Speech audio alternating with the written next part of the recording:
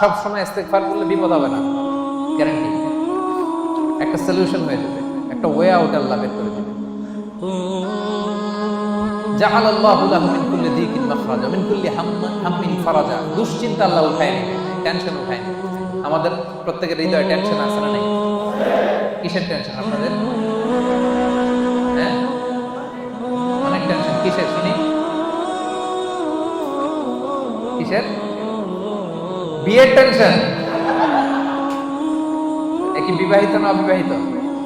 হ্যাঁ, তার মানে আমাদের টেনশনের অভাব নেই, ঠিক কিনা? বেতন নাই, বেতন বাড়ে না, সময় মতো বেতন পাই না, ভিসার জন্য পাসপোর্ট দিয়ে রাখছি, টাকাও নাই, পাসপোর্টও নাই, এরকম ভেজাল আছে না নাই? এজন্য সবসময় কি করবেন? আস্তাগফিরুল্লাহ। আওয়াজ করে পড়েন, কি করবেন?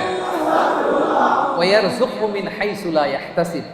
আস্তাগফিরুল্লাহর 3 নাম্বার ফজিলত হচ্ছে এমন জায়গা থেকে আল্লাহ রিজিকের ব্যবস্থা করে দিবে আপনি কল্পনাও করতে পারেন না। সেপাঙের ভাইয়েরা, মাঝে মাঝে এমন হয়, কোত্থেকে যে রিজিক আসলো, কিভাবে যে আল্লাহ অ্যারেঞ্জ করে দিলেন। আমি কোনো প্ল্যান ছিল না, অনেক হয়েছে জীবনে, কোনো প্ল্যান নাই, কোনো এক্সপেকটেশন নাই, আকাঙ্ক্ষা নাই, কোত্থেকে যে চলে আসছে নিজেও বুঝি নাই। এরকম আছে না নাই? এজন্য বেশি বেশি ইস্তেগফার করবেন।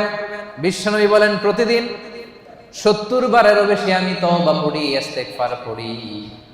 এজন্য বিশ্বনবী যদি পড়ে 70 বার, আমাদেরকে পড়া দরকার 70,000 বার, ঠিক কিনা? বেশি বেশি তওবা পড়েন, ইস্তেগফার পড়েন। এমন কোনো গুনাহ নাই যে আল্লাহ ক্ষমা করবে না। তিনি ক্ষমা দেওয়ার জন্য বসে আছে।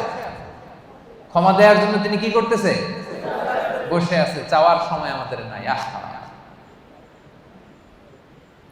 চাওয়ার সময় আমাদের নাই। কি গুনাহ করছেন আপনি? মিথ্যা বলছেন, নামাজ ছাড়ছেন, রোজা ভাঙছেন, পরকীয়া করছেন, হ্যাঁ, অবৈধ সম্পর্ক করছেন, মদ খাইছেন, এগুলো তো কোনো গুনাহই না আল্লাহর কাছে।